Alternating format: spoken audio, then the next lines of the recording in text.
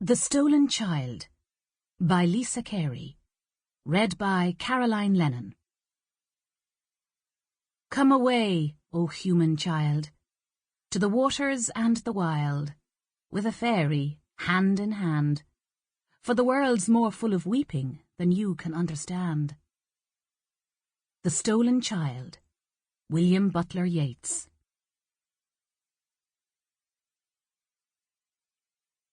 Part 1.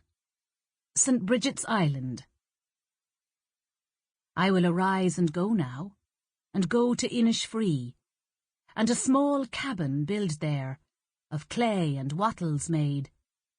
9 bean rows will I have there, a hive for the honey bee, and live alone in the bee-loud glade. The Lake of Innisfree, William Butler Yeats.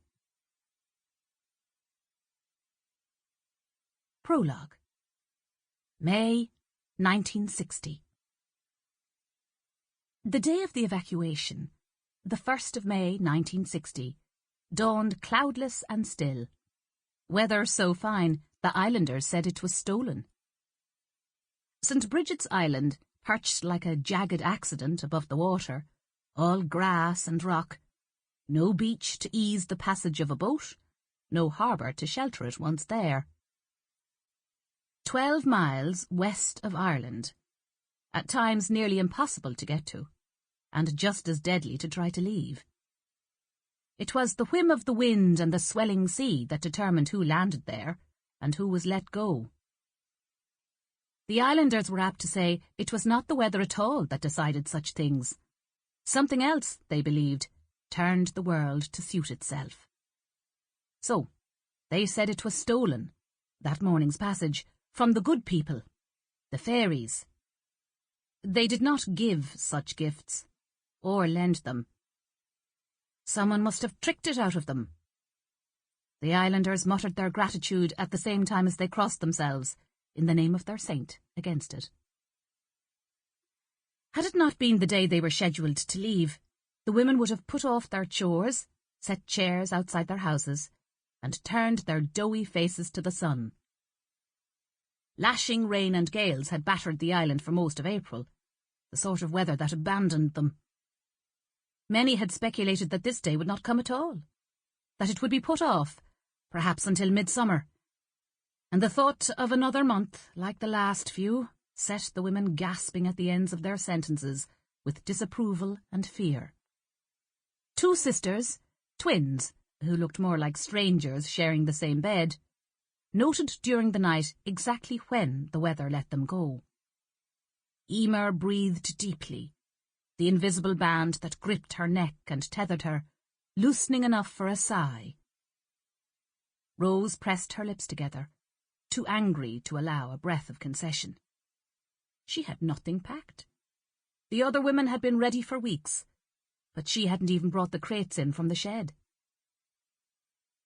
Rose got up and stirred the hearth, feeding dry rushes to the orange spots of heat that had crouched waiting beneath the ash during the short night.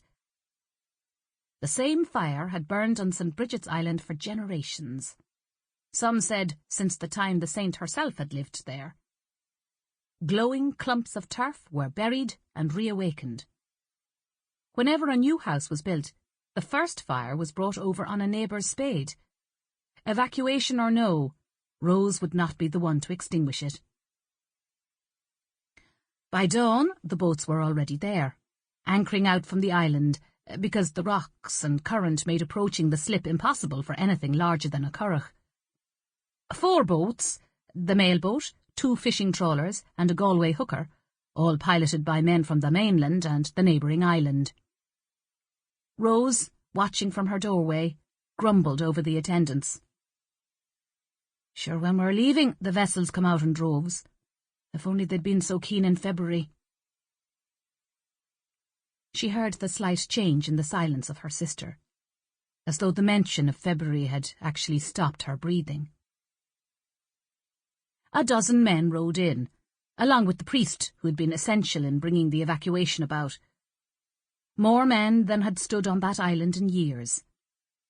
They shared a pipe together before starting the first load.